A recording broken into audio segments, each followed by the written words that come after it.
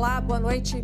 Morte no trânsito. Jovem de 16 anos é atropelado por carro desgovernado.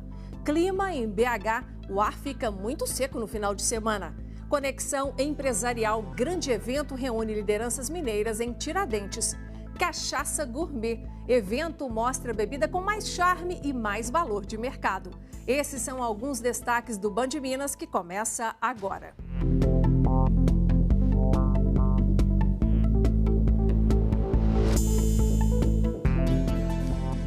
A Polícia Civil prendeu aqui na capital 8 integrantes de uma quadrilha especializada em roubo e adulteração de combustíveis direto nas distribuidoras. 2 caminhões foram apreendidos.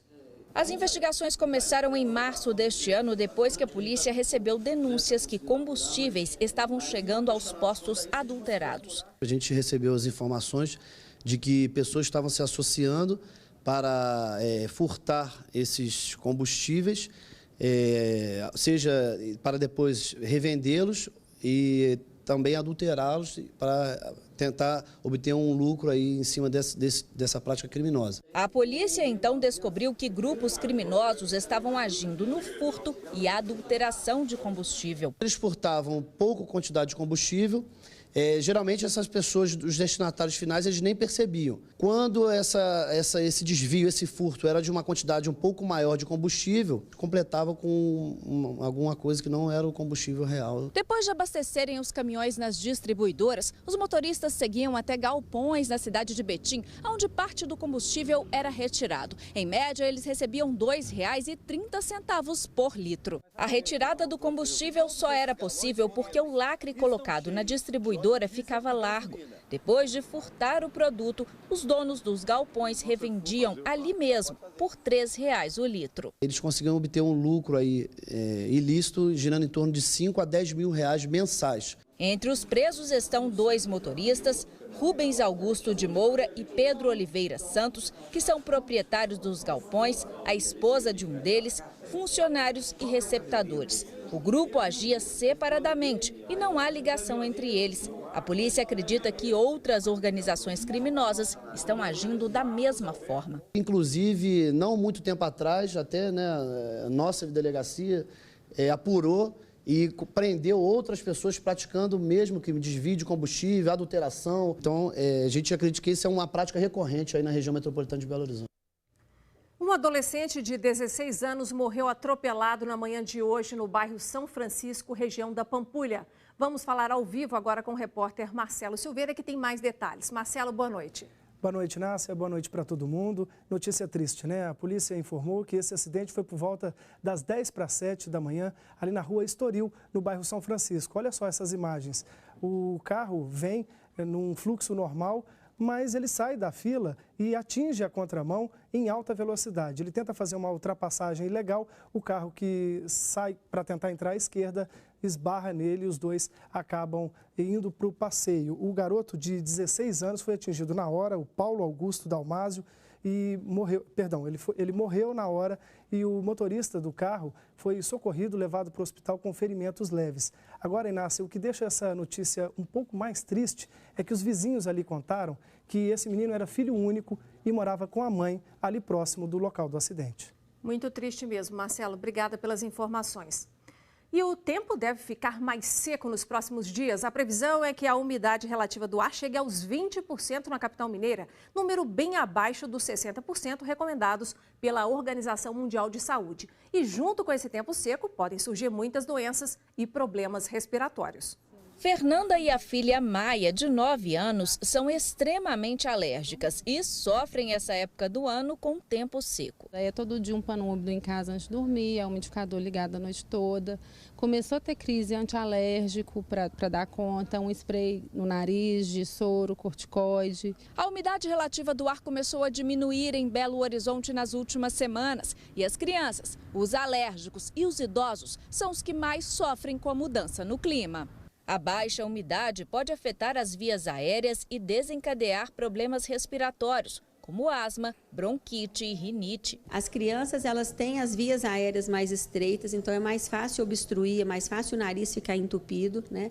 Além disso, o sistema imunológico dela está em desenvolvimento, ela não está com as defesas prontas. Os idosos também têm uma maior baixa de resistência pela própria fragilidade mesmo dessa época da vida. Segundo a Organização Mundial da Saúde, o índice considerado ideal da umidade é de 60%. Porém, a previsão nos próximos dias para a capital mineira é que fique entre 30% e 20%. A sensação é de ressecamento no nariz e garganta, dificuldade para respirar. E para amenizar os sintomas, alguns cuidados podem ser tomados, como o uso do umidificador. É importante a pessoa beber bastante água, lavar as narinas com soro fisiológico, que vai ajudar na remoção das secreções, lubrificar os olhos também com soro ou lágrimas artificiais. E muito importante, lavagem das mãos, porque esses processos infecciosos, eles se transmitem de uma pessoa para outra através da tosse, através dos espirros e através das mãos. Chegou o inverno, é hora de pegar tudo e pôr para lavar, para ver se tira poeira, para não piorar a situação.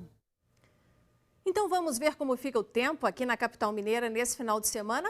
Amanhã em Belo Horizonte o céu fica claro durante todo o dia. Vamos ver agora as temperaturas. A mínima para sábado é de 17, a máxima de 28 graus. No domingo as temperaturas variam entre 14 e 26 graus. Já na segunda, os termômetros marcam mínima de 14 e máxima de 27 graus. No próximo bloco, você vai ver que empresas mineiras têm balanço positivo da participação na maior feira de alimentos estrangeiros na China. E tem futebol. Mano Menezes improvisou na escalação e Cruzeiro perdeu mais uma no Brasileirão. A gente comenta sobre o jogo depois do intervalo.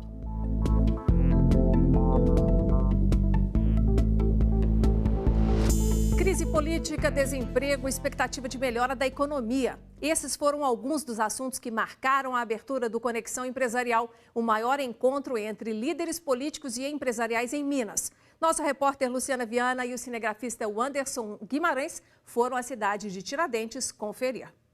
É aqui, numa das mais charmosas cidades históricas de Minas Gerais, Tiradentes, a 190 quilômetros de Belo Horizonte, que diversas autoridades de setores públicos e privados, empresários de vários segmentos, se reúnem para discutir diversos temas importantes para o país durante a 8ª edição do Conexão Empresarial. O futuro, ninguém sabe. O momento é de incertezas, sobretudo políticas e econômicas em relação a decisões e trajetórias.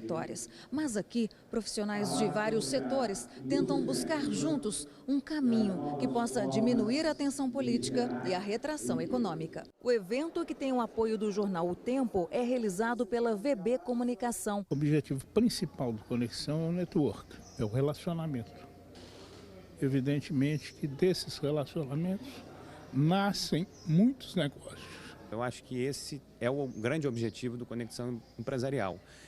Reunir pessoas, provocar temas e fazer com que a partir daí tenhamos soluções práticas para o dia a dia do nosso país e do nosso estado. Um evento como esse, que coloca tanta gente importante e em plano de decisão, sentada, concentrada, importante dizer isso, concentrada, ouvindo outras pessoas falarem sobre o momento econômico e político, se constitui em solução. São debates, palestras e apresentação de programas sobre temas atuais e relevantes. A dificuldade dos prefeitos atuais é muito com a receita.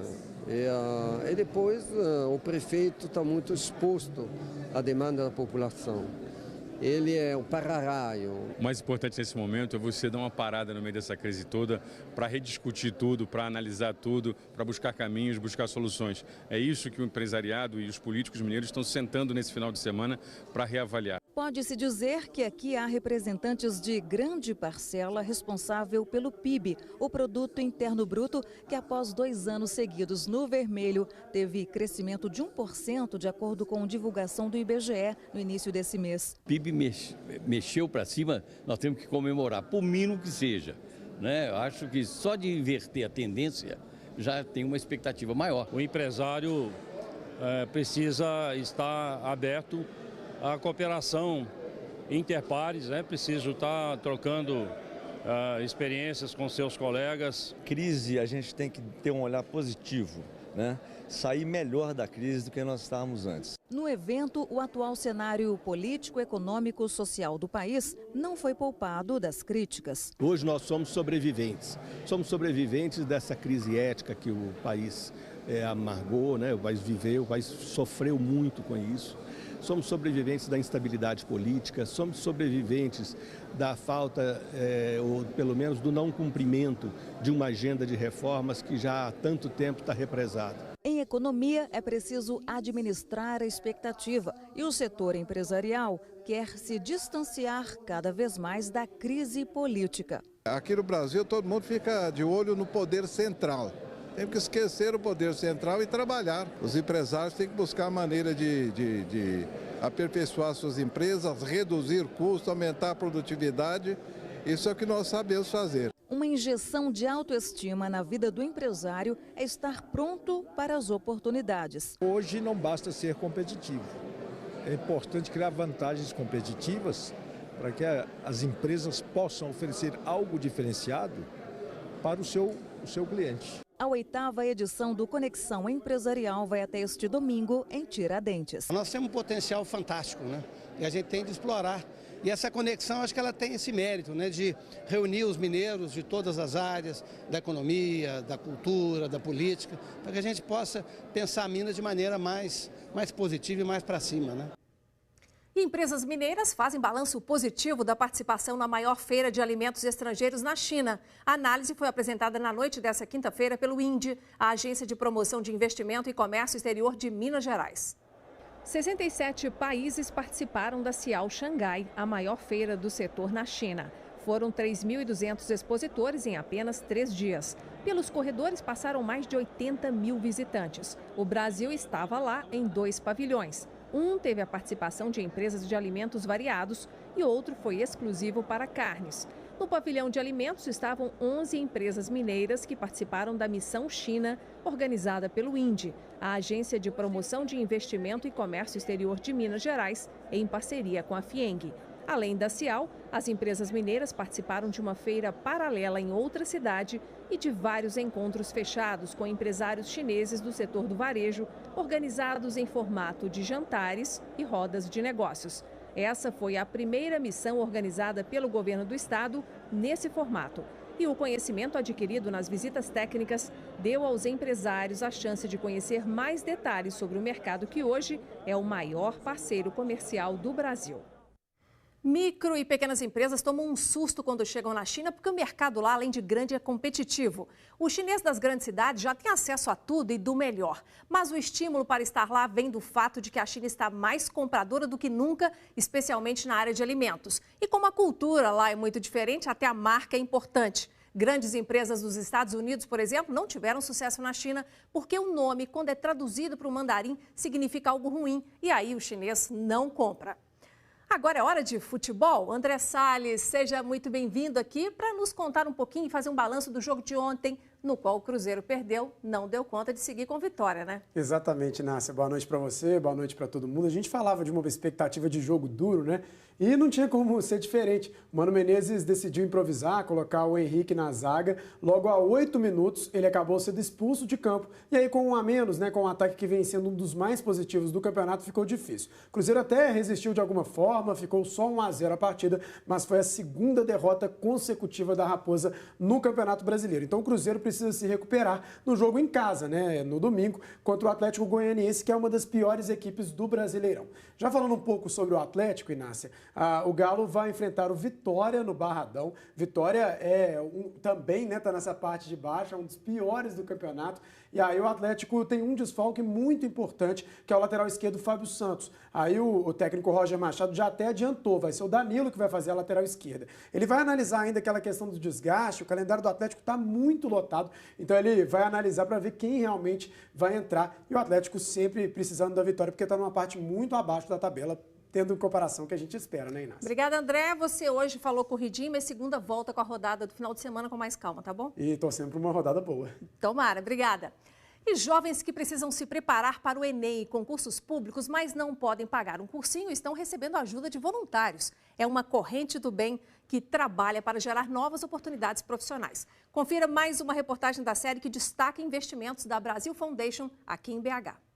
O projeto Doar Educa é uma iniciativa voluntária de professores e de pessoas dispostas a ajudar jovens e adultos que buscam melhores condições de vida por meio da educação e da formação superior. Atualmente, 60 alunos participam das aulas. São pessoas que se preparam para concursos, vestibulares e até para o Enem. Eu e mais um amigo, a gente já tem experiência já de 10 anos dando aula em cursinho comunitário. A gente sempre quis ajudar, porque a gente sabe da falta de igualdade nesse tipo de direito aqui no Brasil. E aí a gente começou com essa iniciativa, com a experiência que a gente agregou durante esses 10 anos dando aula em cursinho, para criar uma iniciativa de cursinho comunitário, né? O Doar Educa foi criado há quase 2 anos e de lá para cá já ajudou pessoas de várias idades. Atualmente, aqui na capital mineira, eles contam com 2 unidades, uma aqui na Vila Dias e outra na comunidade da Andara. As aulas acontecem todos os dias e com professores de todas as matérias. Noelma completou 18 anos e quer fazer o Enem. Ela precisa estar preparada para enfrentar as provas no final do ano. Era para tirar minhas dúvidas e eu vim. Aí eu tô vindo, tô gostando muito. Quando eu cheguei, ele já foi perguntando meu nome, já foi perguntando onde que eu estava estudando e tal. Já sempre puxando a gente, gostei muito, pessoal muito bacana. O projeto se mantém por meio de doações. Professores e outros voluntários dedicam tempo e conhecimento à causa. Já algumas instituições, como a Brasil Foundation, colaboram com a parte financeira. Afinal de contas, não é fácil manter a estrutura. Nós tivemos muita sorte de conhecer um edital que a Brasil Foundation lançou, que é o edital Outra Parada. Além disso, a gente também recebe a ajuda do Rotary e também de um crowdfunding e de outros parceiros, assim, que são pessoas físicas que querem ajudar. É por causa da generosidade dos voluntários e do auxílio de instituições como a Brasil Foundation que Rubem já está há quase 6 meses buscando mais conhecimento. Todos os professores são excelentes, dão total apoio para a gente, entendeu? Sempre se colocam à disposição de tirar eventuais dúvidas, pelo WhatsApp também, dão esse suporte. Às vezes estou estudando em casa, tenho alguma dúvida, chamo um professor, ele vai lá e me esclarece, sempre. A iniciativa do Doar Educa é justamente isso, a gente acha que doar o tempo, tanto do aluno para o professor, quanto do professor para o aluno, para as duas partes, uma conseguir interagir com a outra ensinando alguma coisa, isso aí faz a diferença. E começou mais uma Expo Cachaça aqui em Belo Horizonte. A gente te mostra as novidades depois do intervalo.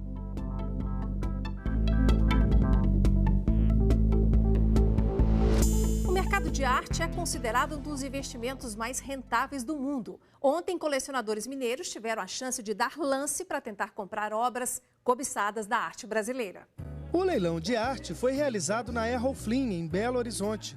No acervo, 190 obras dos mais variados artistas plásticos. As peças que estavam em exposição na galeria de arte chamavam a atenção de quem entrava no espaço. Nós fizemos uma captação em diversas coleções particulares no Brasil inteiro, principalmente Rio e São Paulo. E a gente conseguiu reunir um número considerável de obras de artistas muito representativos na arte brasileira. Dentre as obras, pinturas raras como esta tela de Vicente do Rego Monteiro, com o título de Leda e o Cisne. Destaques como as pinturas feitas por Di Cavalcanti e esta outra, de Fernando Lucchesi, também atraíam os olhares dos amantes da arte.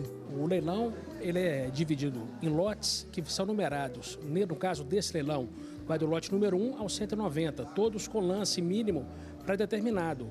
E leilão é uma oportunidade de compra onde as peças vêm com valores, às vezes 15% e 20% do valor praticado em galeria. Guiomar Lobato é curadora do Museu Inimar de Paula e da Galeria de Arte do PIC. crítica credenciada, ela não perde oportunidades como esta. Aqui a gente vem diretamente querendo um ou outros quadros que a gente vê pelo catálogo, né? Tem também aquele estímulo do jogo, sabe como é que é? Quem será que vai querer meu quadro? Será que eu consigo? Será que eu não consigo? Isso é bom para a gente tomar o pulso do mercado de arte. O leilão também atrai os olhares de colecionadores. Eduardo tem cerca de 1.200 telas, mas sempre participa de eventos como esse, na intenção de ampliar o acervo. Eu tenho um projeto particular que é a construção de um museu de arte, que nós não temos museu de arte, por exemplo. Em Minas Gerais, nós temos um museu, né, que é importante, que é o Museu de Mariano Procópio, lá em Juiz de Fora, mas que está praticamente fechado por falta de recursos de operação. Eu quero fazer essa doação dessa minha coleção, que é uma coleção já tem mais de 1.000 obras, para que ela fique aqui para as futuras gerações. Esse é o objetivo. Os quadros foram leiloados com preços iniciais que variavam de R$ 300 até R$ 400 mil, o que mostra que esse tipo de leilão está cada vez mais com público diversificado. Para as pessoas que não estão no meio, elas muitas vezes têm a falsa ideia de que arte, obra de arte, leilão de arte, é só para pessoas mais ricas, mais abastadas, o que não é verdade. Hoje nós temos vendidos, inclusive, para estudantes que estão começando suas coleções.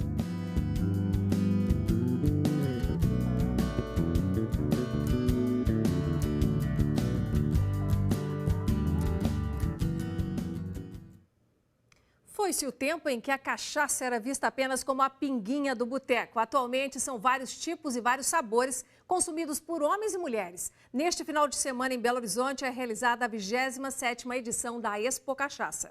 Começou a 27ª edição da Expo Cachaça e a 20ª consecutiva em Belo Horizonte. Hoje ela é a maior vitrine que tem no setor de cachaça no Brasil. A gente tem toda a cadeia produtiva representada. Tampas, rótulos, garrafas, equipamentos, serviços, insumos, produtos. Espaço para a tecnologia? Sim, isso também tem por aqui. Ana Laura e Paulo Henrique idealizaram um aplicativo pela internet para os apreciadores e curiosos sobre essa bebida tipicamente brasileira. Esse aplicativo ele funciona como uma confraria virtual, na qual você tem uma conta, você segue e é seguido por outros usuários do aplicativo e você avalia as cachaças cadastradas, dando notas para essas cachaças e inserindo as informações básicas. E olha só, tudo pela sua comodidade. Basta deixar seu celular em um desses carregadores, entrar em sua loja virtual, baixar o aplicativo e começar a usar. Então, o consumidor com cachacier, ele tem a possibilidade de conhecer as cachaças e rótulos disponíveis no Brasil inteiro. Ele tem possibilidade de avaliar esses produtos, ter ali uma lista dos seus produtos preferidos. A maioria das cachaças participantes da exposição já esteve aqui. Mas tem também quem está estreando, como a Fulô da Laranjeira, por exemplo, que leva o nome de um artista mineiro bem conhecido. O Saulo está aí como representante, como entrando nesse mercado também da cachaça, né, justamente vai representar Minas Gerais aí diante do Brasil. A gente está fazendo um pré-lançamento dessa cachaça, né, ainda não está no mercado. E a partir daqui da Expo Cachaça que a gente está querendo pelo menos já mostrar, já divulgar a marca, já divulgar o visual da cachaça e agora partir para o segundo momento que é a parte de comercialização. E aquele preconceito de que a popular pinga é bebida de homem, meu amigo, caiu por terra. Dá só uma olhadinha nesse estande, que mais parece uma joalheria. E voltado sim para elas. A gente até traz um spray que a gente passa assim, mas elas como se estivessem numa perfumaria, né? Provando um perfume e depois de sentir o aroma fala, não, deixa eu provar que essa cachaça é boa da gente beber. Janaína, a cachaça então caiu também no gosto feminino agora. Caiu sim. Hoje em dia a gente tem algumas cachaças mais suaves, como as produzidas por Amburana, e o público feminino gosta mais.